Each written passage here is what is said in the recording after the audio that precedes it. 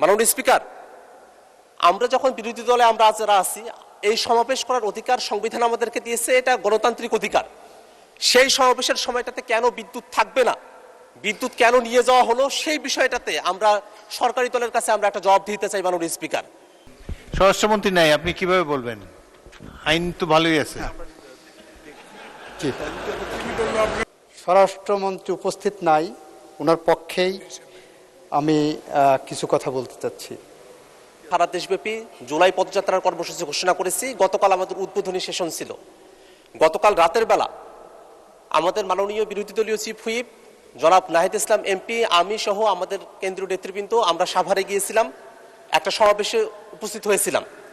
অত্যন্ত দুর্ভাগ্যের বিষয়ে আমরা স্টেজে ওঠার আগেই সেখানে বিদ্যুতের লাইন কেটে দেওয়া হয়, সেখানে বিদ্যুৎ আর থাকে না। আমরা বিদ্যুতের জন্য যোগাযোগ করেছিলাম, কিন্তু কোনোভাবেই যোগাযোগ করে আমরা সমর্থ হয়ে উঠতে পারি নাই। এবং সেখানে যখন বক্তব্য চলছিল, হঠাৎই সেই সমাবেশে যারা শ্রোতারা আছেন তাদের মাঝখানে সেখানে একটা বিস্ফোরণ ঘটানো হয়, ভয়াবহ বিস্ফোরণ। এবং সেই বিস্ফোরণে অনেকেই হতাহত হন, রক্তাক্ত হন, সেখানে রক্ত ছড়িয়ে পড়ে এবং তারপরে সেখানে ধোঁয়া উঠে যায় এবং আমাদের ওখানে যারা শ্রোতারা ছিলেন তারা ছত্রভঙ্গ হয়ে পড়েন। আমরা সমাবেশ সংক্ষিপ্ত করে আমরা থানায় গিয়েছিলাম। মাননীয় স্পিকার, আমরা যখন বিরোধী দলে আমরা যারা আছি, এই সমাবেশ করার অধিকার সংবিধান আমাদেরকে দিয়েছে, এটা গণতান্ত্রিক অধিকার। সেই সমাবেশের সময়টাতে কেন বিদ্যুৎ থাকবে না, বিদ্যুৎ কেন নিয়ে যাওয়া হলো, সেই বিষয়টাতে আমরা সরকারি দলের কাছে আমরা একটা জবাব দিতে চাই। মাননীয় স্পিকার, পাশাপাশি আমরা যখনই জুলাইকে নিয়ে কোনো প্রসঙ্গ নিয়ে আসি, জুলাইকে নিয়ে যখনই আমরা কোনো আন্দোলন সংগ্রাম বা কোনো প্রোগ্রামের কর্মসূচি আমরা ঘোষণা করি, সেই সময়টাতেই নানাভাবে আমাদেরকে বাধাগ্রস্ত করার চেষ্টা করা হয়। যারা জুলাইয়ের পতিত শক্তি আছে তারা নানাভাবে আমাদেরকে বাধাগ্রস্ত করে। এর আগেও আমাদের অফিসের সামনেও ককটেল বিস্ফোরণ ঘটানো হয়েছিল। গতকাল যে বিস্ফোরণ ঘটানো হয়েছে সেখানে বিরোধী দলীয় চিফ হুইপ উপস্থিত ছিলেন, আমি নিজে উপস্থিত ছিলাম, আরো নেতৃবৃন্দ উপস্থিত ছিলেন। ভয়াবহ ক্ষতির মধ্যে আমরা পড়তে পারতাম। এমত অবস্থায় যারা পতিত স্বৈরাচার আছে এবং যারা নানাভাবে সমাজে স্বাভাবিকীকরণের দিকে অগ্রসর হচ্ছে, তাদের ব্যাপারে আসলে সরকারের তরফ থেকে পদক্ষেপ কি, সেটা মাননীয় স্বরাষ্ট্রমন্ত্রী যদি এখানে থাকতেন তার কাছেই জানতে চাইতাম।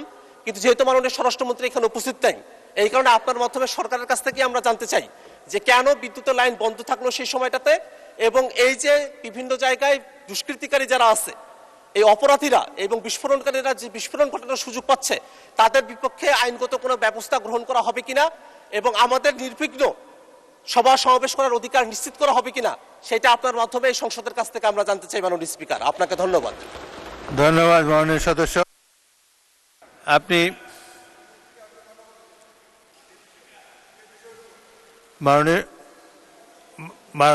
মাননীয় সদস্য আক্তার হোসেন, আপনি এই ব্যাপারে একটা নোটিশ দেবেন।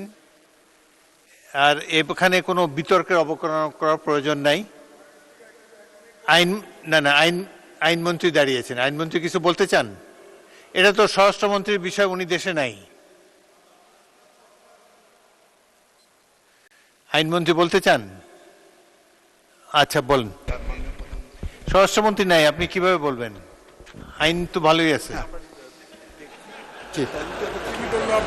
মাননীয় স্পিকার, আপনাকে ধন্যবাদ।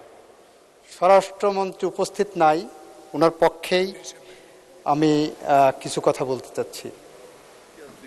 মাননীয় স্পিকার, আমাদের মাননীয় সংসদ সদস্য আক্তার হোসেন যে বিষয়টার অবতারণা করেছেন, নিশ্চিতভাবেই সেটা অত্যন্ত গুরুত্ব সহকারে আমরা দেখছি।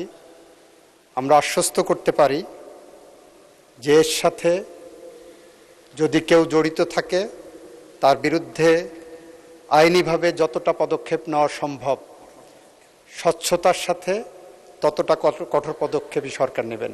আপনাকে ধন্যবাদ মাননীয় স্পিকার। ধন্যবাদ মাননীয় মন্ত্রী আপনার এই আশ্বাস দেওয়ার জন্যে।